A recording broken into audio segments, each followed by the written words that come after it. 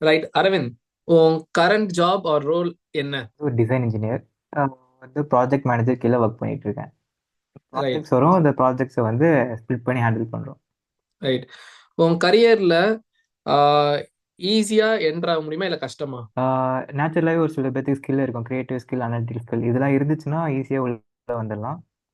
Okay. இல்லாட்டி கொஞ்சம் கஷ்டம். ஒரு ஸ்கில் நீ டெய்லி யூஸ் பண்ற ஒர்க்ல அப்படின்னா அது என்னவா இருக்கும்? டாக்குமெண்டேஷன், அப்புறம் வந்து கிரியேட்டிவிட்டி, இது ரெண்டு தான் அதிகமாக யூஸ் பண்ணிட்டு இருக்கேன். இங்கிலீஷ் லாங்குவேஜ் உன் ஃபீல்டுல முக்கியமா? ஆமாம், முக்கியம். அப்போ இருந்தால் தான் ஃபாரின் கிளைண்ட்ஸ்கிட்ட பேச முடியும், அண்ட் அப்போ தான் மதிப்பாங்க கம்பெனிக்குள்ளேயும். ப்ரொடக்டிவா உன்னை நீ வச்சுக்கிறதுக்கு நீ ஏதாவது ஹேபிட் வச்சிருக்கியா இல்ல ஏதாவது ஃபாலோ பண்றியா? நான் இப்போ வந்து வெபினார்ஸ் நிறைய அட்டன் பண்ணிட்டு இருப்பேன். லைக் எனக்கு ம். சம்மந்தம் இருக்கோ இல்லையோ அது வாட்டுக்கும் ஒரு பக்கம் ஓடிட்டு இருக்கும், அதை நான் லிசன் பண்ணுவேன். ம். ஸோ அது வந்து லைவ்ல இருக்கிறதுக்கு எனக்கு ஹெல்ப் பண்ணுது. ரைட். உன் ஜாப்ல ஓகேவா, நீ பண்ற அந்த டிசைன் ஜாப்ல இதுதான்ப்பா, மத்த ஜாப கம்பேர் பார்க்கும் போது என்னோடதுல இது ஒரு யூனிக்கான ஒரு விஷயம் இருக்கு அப்படின்னு நீ எதை சொல்லுவ? மற்ற ஜாப்ல இப்போ அசம்பிளி, மெக்கானிக்கல் மட்டும் எடுத்துக்கலாம். அசம்பிளி இருக்கும், குவாலிட்டி இருக்கும், இதுக்கெல்லாம் வந்து பார்த்தீங்கன்னா யோசிக்கிற மாதிரி எதுவும் இருக்காது. இதில் வந்து புதுசு புதுசாக பிரச்சனை வரும், எங்கேருந்து எப்போ வரும்னே தெரியாது. நல்லா போயிட்டு இருக்க விஷயம் திடீர்னு நின்றோம், ஏன் நின்றோம். அந்த மாதிரி பிரெயின் யூஸ் பண்ணிட்டே இருக்கிற மாதிரி இருக்கும், நல்லா இருக்கும், எங்கேஜிங்காக.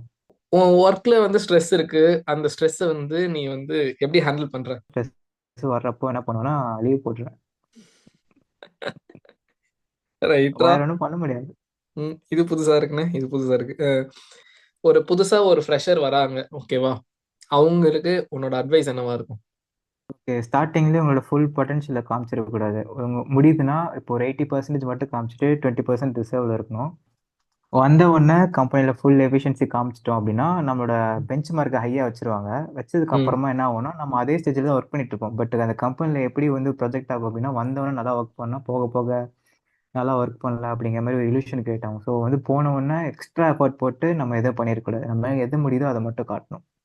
உன் ப்ரொஃபஷன்ல உனக்கு பிடிச்ச விஷயம் என்ன?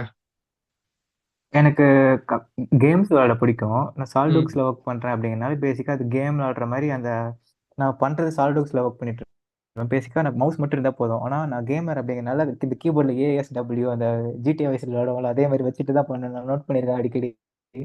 எனக்கு பிடிச்சது என்னன்னா கேம் விளையாடுற மாதிரி இருக்கும் ஒர்க் பண்ணுறது. ம். ரைட்ரா.